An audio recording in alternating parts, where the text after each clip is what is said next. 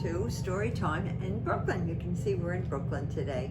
And we have Ariel with us over on his back at Seacliff. And the story is called Pete the Cat and the Bedtime Blues. All right. Okay. Pete and the gang had a great day. They'd been at the beach and surfing and sun and lots of fun. But when the sun went down, they didn't want the fun to end. Pete had an idea. Hey, how about a sleepover? More time for lots and tons and fun. Groovy, groovy, Pete's place, let's go.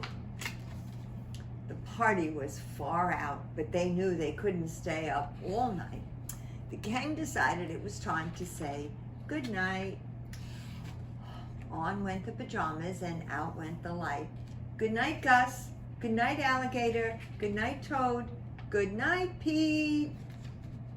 Pete was just about to catch some Z's when clap, clap, clap. Who did that?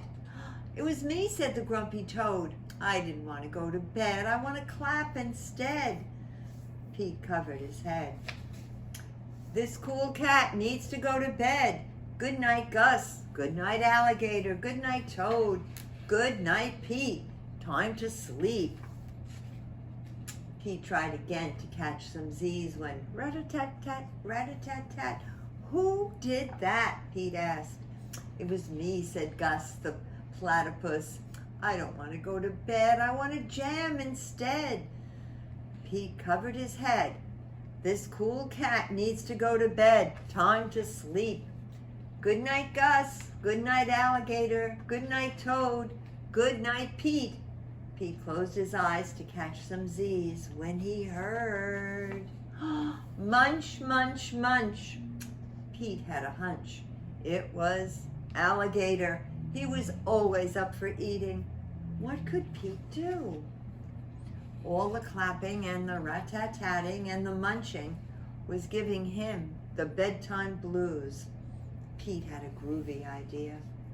He got out his favorite bedtime story and he started to read, first to himself and then to the gang. Pete noticed it was finally quiet.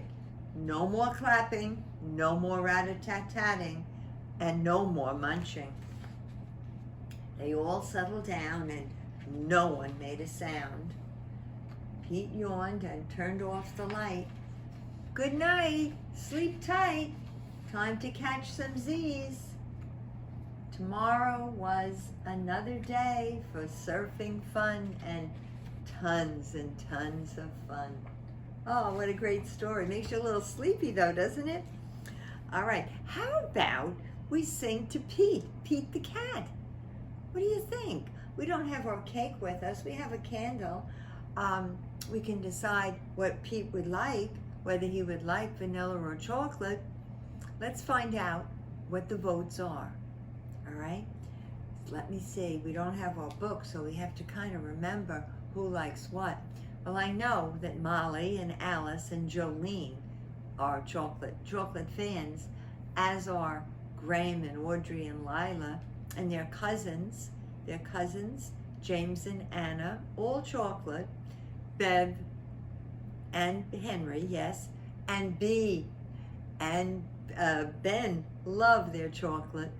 So let's see, who else do we, oh, Julian also likes chocolate. I think that might be it. And then for the vanilla, I know that it's always Joseph and Christopher, right, and Harris and Maya, and who else is on our, oh, Wesley. Yes, Wesley, he's always there too. And somebody else, Sarah, oh, I know, KJ, and his sister Sophia, Maxine and Frida. All right, I think that'll be enough to help us figure out what that cake's gonna look like. So 1, 2, 3. So I think we have 8 for chocolate, and I think we have 7 for vanilla. So it's going to be chocolate for Pete the cat. All right, let's sing. Happy birthday to you. Happy birthday to you. Happy birthday, dear Pete. Happy birthday to you. Okay, thank you, cameraman Dan, and thank you, Ariel. And a big hello to Oberon back in Seacliff. And remember, I love you all very, very much.